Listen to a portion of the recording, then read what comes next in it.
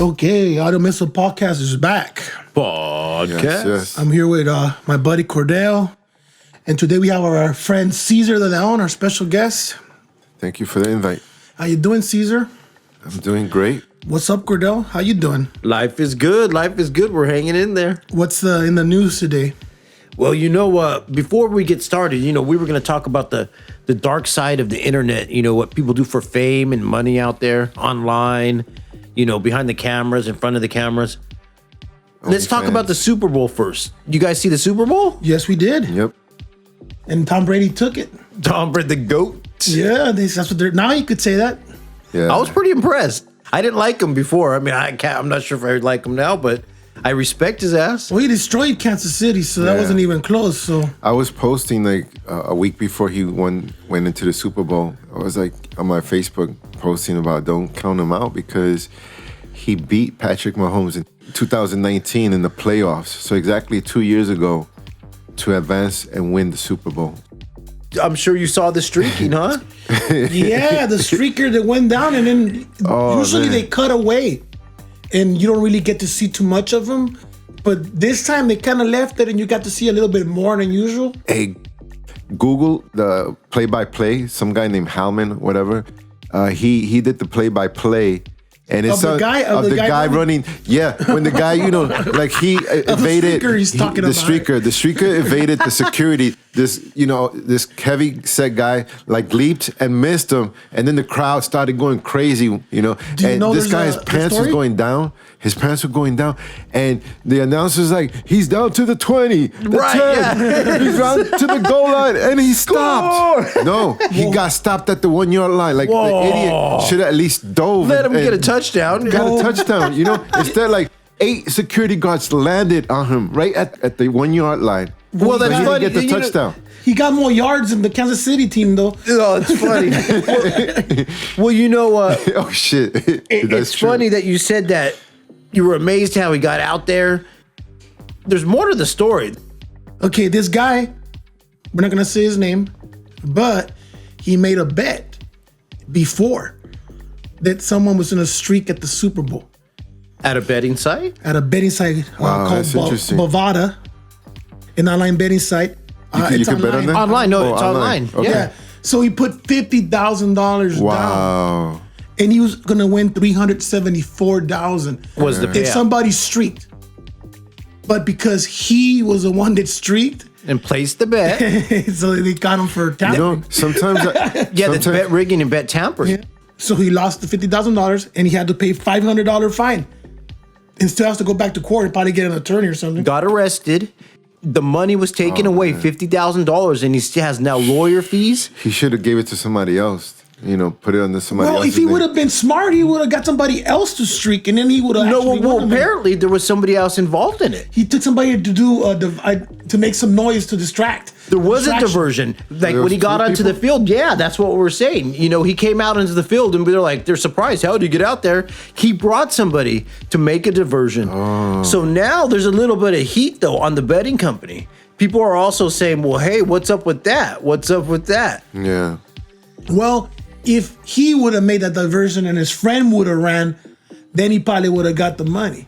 Yeah. But because he got too greedy, I guess. He should have put it on somebody else's He name. didn't want to pay anybody. He probably got too greedy. He wanted to keep all the money to himself.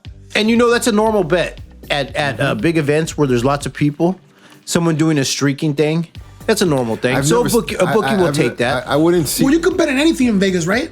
Yeah, they got the in Vegas for the Super Bowl.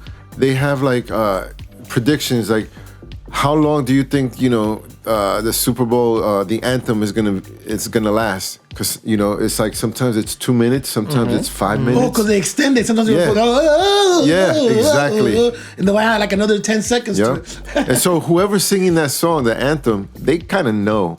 And I feel like they have a little insight, like maybe if they want to hit off their friends, like, listen, I'm going to make it 3 minutes exactly, so put $100,000 on it. But you can only do it once because it would become suspicious if you win again and again and again, right? But anyway, what else is on the news, Cordell?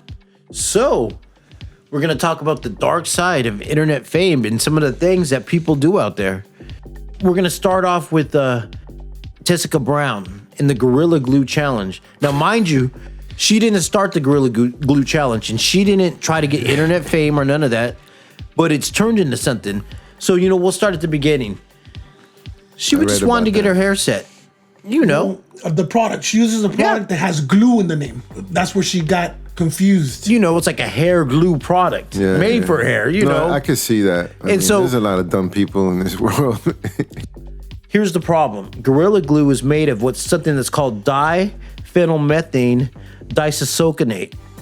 Or to some other people that's known as polyurethane polymer, which, you can't apply that to your skull. I mean, where did she get this? Well, did she buy it online or did she go to? Because Gorilla Glue is a Home Depot, Lowe's. No, you can get it anywhere. You can get it down at the corner market. Hardware place. She uses a hair product. You won't find that in the women's section. You can get Gorilla Glue at the corner store. Anywhere. You can get it at 7-Eleven. Anywhere. Yeah. The problem is, it even says that on the bottle. Don't use it for your hair. Yeah. Well, she uses a product, like I said before, that has the word glue in it. I think it's B2 glue or something. So when she ran out of her product, it was she looked over and saw Gorilla Glue, and she must have been like, I just invented stoned something or some shit. She must have been like, glue, fuck it, glue, and she put it in her hair. So here's what happened. She had to get surgeries, 3 surgeries to be precise. So the doctor who performed the surgery had to create a special solvent to dissolve the Gorilla Glue, made of a medical grade adhesive remover, aloe vera, olive oil, and a little bit of acetone into her head, which hurt her very badly. And it took 3 different sessions to do that. Wow. And so here's what happened. And this is the ironic part. She went to a lawyer to consult about suing Gorilla Glue over this shit. Wow. They even did Saturday Night Live. They did an episode making fun of that shit already. Yeah. Yeah, you can't sue. If anything, Gorilla Glue should sue her for being dumb. For giving them a bad rep. But, for attempting to because it went on Twitter. They had to go on Twitter. Because you made a mistake, you don't sue a company. There's a hair designer who uses super glue with his extensions. Like, how they tie it on your hair, and he puts a little dab of the Gorilla Glue, and then put only on the hair. You're not supposed to put it on your scalp and stuff. Ladies and gentlemen, when you buy glue for your hair, make sure that somewhere in the ingredients or something, in the description, it says hair. Yes, and here's the thing. She started a GoFundMe asking for $1,500 to help get the product out of her hair. Olive oil, acetone, and no, that's what the doctor used. Yeah, he had to come up with a special solution. No, she started a GoFundMe, and their GoFundMe was asking for $1,500, and it raised $18,000. So she's at a plus. Yeah, so she has a couple like $6,000, and she might exploit and turn it into opportunity. And that's why this episode is called "The Dark Side of Internet Fame." I'm using let's talk about what happened next. Len Martin, your boy, the aspiring rapper and filmmaker from Louisiana, decided to do something called the Gorilla Glue Challenge because he thought old girl was just making this shit up. What did he do? He glued a red Solo Dixie cup to his lip. So he thought that she was faking, and he said, you know what? I couldn't be that bad. So he got one of those plastic party cups, I guess, and he put glue on the rim of it, like when you make a margarita, and then he put it over his mouth. And then I guess he was gonna pull it off, but then when he tried to pull it off, it wouldn't come off. It was stuck. He had to go to the emergency room. Same thing as the girl. And the doctor's like, shit, Gorilla Glue Challenge. But he made a video. He made a video saying, it's no joke, don't do it. Look at me now with this shit. Dumbass. And I think they're gonna have to cut something around his lips or something. Yeah, just to get it off. They had to peel off his lip, his lower lip. Now here's the thing, folks. We did other episodes about these challenges. Remember, we had the Tide Pod challenge. You had the electric socket. The condom challenge, where you would snort the condom up your nose. And people always die. Yeah, and then the one where you would. What about the flank? When they like the planking? Planking. Yeah, they would kick the people died. They fell off off the cliffs. We could go on and on. It's just so much. So we're just hoping that y'all know the Gorilla Glue Challenge. Yeah, it's gonna be a painful recovery. And here's the thing: we can get into some other pranks gone wrong because we've been hearing about this in the news. Before we get into the one that just happened, where somebody died. Let's talk about something else. You guys ever heard about the Stokes Twins? They're on YouTube. Stokes Twins? Yeah, they got 6 million followers, the Stokes Twins. You know, and these kids, they did some false bank robberies. Oh, in 2019. So they do pranks. Yeah, they do pranks. I read about it. And one of their pranks, an Uber driver, he ended up being held at gunpoint by the police. An innocent Uber driver. He was just like, "What the fuck's going on?" That's you know, cold. It only propelled their channel more and more. They made lots of views. Yeah, you know, about it. but there was an incident that YouTube did change the rules. It was called the thick book shooting. You know, Felly knows about that one. Yeah, there was an idiot, because only an idiot would do something like that. He put a book in front of his chest and he had his girlfriend shoot because the bullet was supposed to get stopped by the book. But I guess the caliber was a little bit strong, and it went right through the book and into his chest, and then he died. Man. So I'm telling you, and she was only 19 years old. Her name was Mona Lisa Perez. His name was Pedro Ruiz. You know, they tried to charge her, right? Yeah, she served 6 months for murdering her boyfriend, and he told her, "No, the book's gonna stop it, Mihan, do it, and we're gonna go viral on YouTube." And bam, he didn't wake up. You know, I'm just saying. Should have used a damn 22 for some shit like that, not a 44 Magnum, probably, or a fake, a fake gun. But here's the thing: there was a Korean girl that her boyfriend was suicidal, and she like encouraged him. She egged him on. He actually went to jail, and now she's doing prison time too. Oh, they're coming after her now. Oh shit! The government's like, he should have been alive, but you really encouraged him to commit suicide. And yeah. You know, and it's crazy. So YouTube, when they decided to make this new ban, they said what it was for pranks that lead victims to fear imminent serious physical danger, or they create serious emotional distress in minors, and threats with weapons and fake robberies. You know, they don't like the ones with the fake robberies and the guns, because those seem to be pretty popular.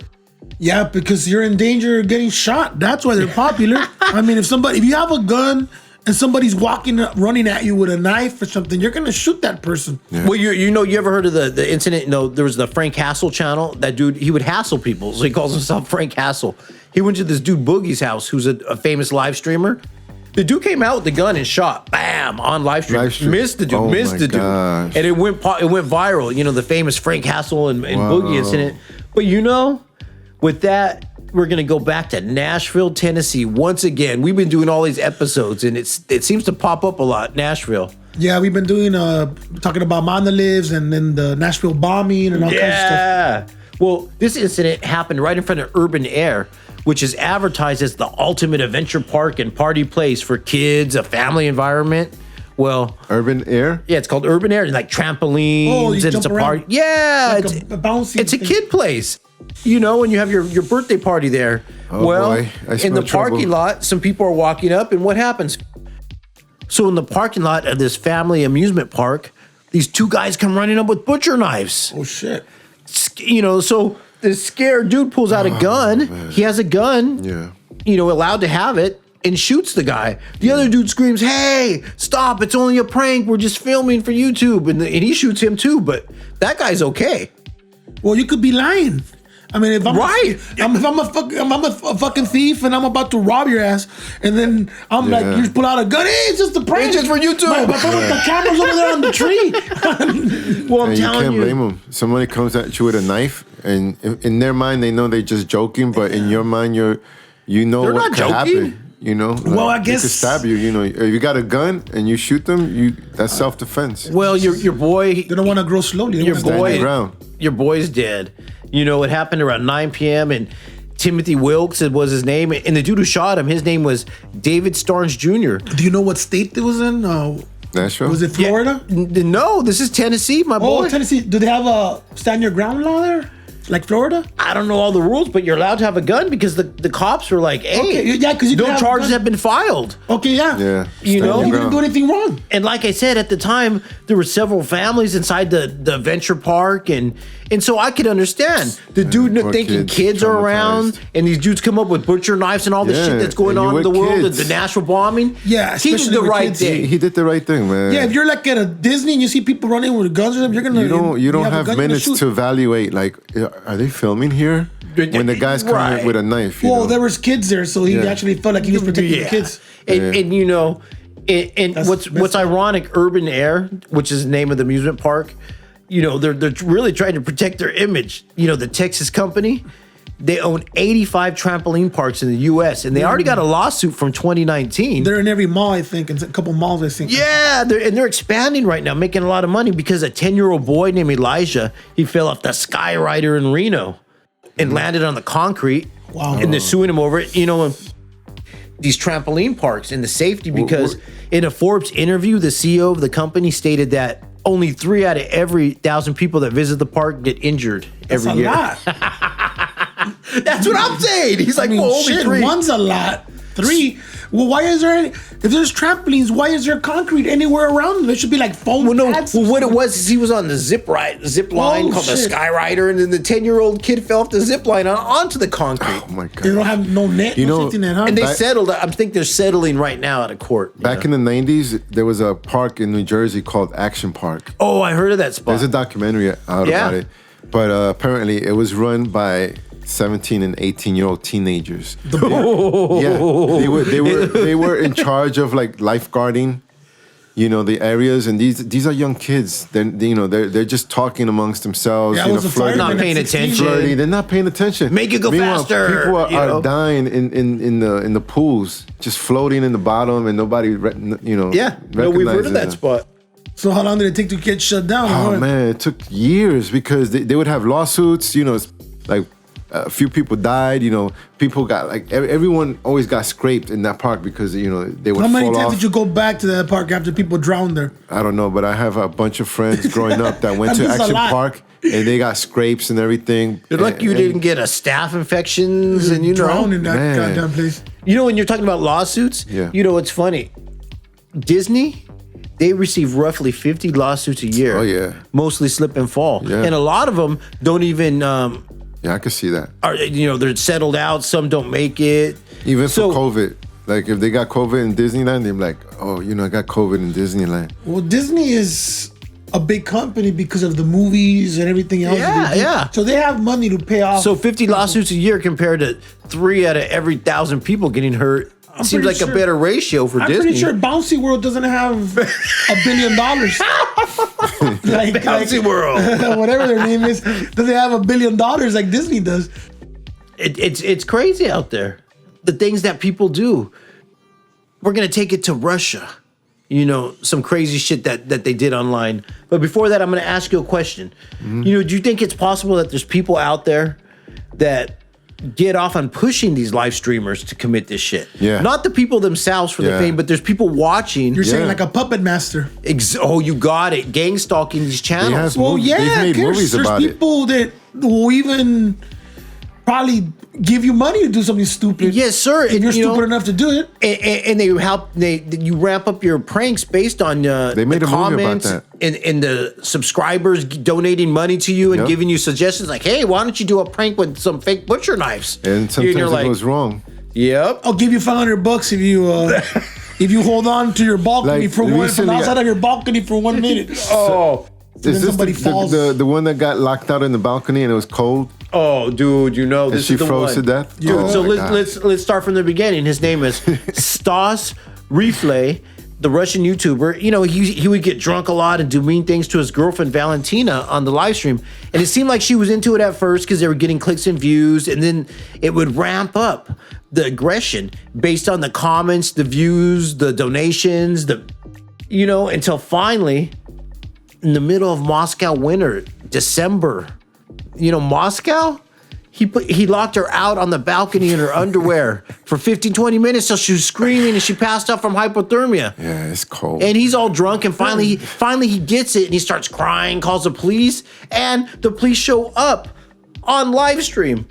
And these fools watching, these fucking perverts that were putting the money and egging him on. Well, we're getting off on this shit. You gotta let the audience know. So what happened? So he got arrested right there? Yeah, on live stream. See, he was being offered. Was he able to sign off? To do certain things. Like one of those things was to lock his girlfriend outside. Yeah, and that's the thing. He was being gang stalked. Somebody is putting a theory forward that there's a group of people that would target channels that give you subscribers, comments, likes, and donations. You know, people get donations from Patreon, from Super Chats. Yeah. Well, imagine how would it feel on our channel? All of a sudden, we got all these people show up and they're giving us money. We're like, oh, you guys are the best. Audio missile. Audio missile. Hey, guys. Suck a dick. We'll give you 50,000. Or slap your friend with a hammer. Hey. Slap Felipe with a hammer on his pinky. I want you to Three Stooge your friend and I'll give you $1,000. Hey, like, body slam Caesar. That's exactly what happened to this kid. They were giving him $500 for a little. It escalates. Yeah. They start off with small things, and then I'll give you a bunch of people start offering you like maybe it's the same guy. And it's not always just money. Who knows? It's not always just money because sometimes it's subscribers. Sometimes it's there's a lot of things because people are into this just not for the money. Some people are into it for the fame. Some people don't know they're into it. Like the Gorilla Glue girl, Tessica Brown. Like, once she got a little bit of fame, she's like, oh shit, GoFundMe, lawsuit, I'm gonna start my own channel now. But she's always gonna be known as the dummy that put on the Gorilla Glue. She got more money than my aunt did when we set up a GoFundMe for when she passed away. For regular, for real people. That's what I'm saying. Yeah, I think if I put a GoFundMe for something important, I got $20, I think. You know, that was me. That was my friend. That was me. It wasn't even a stranger.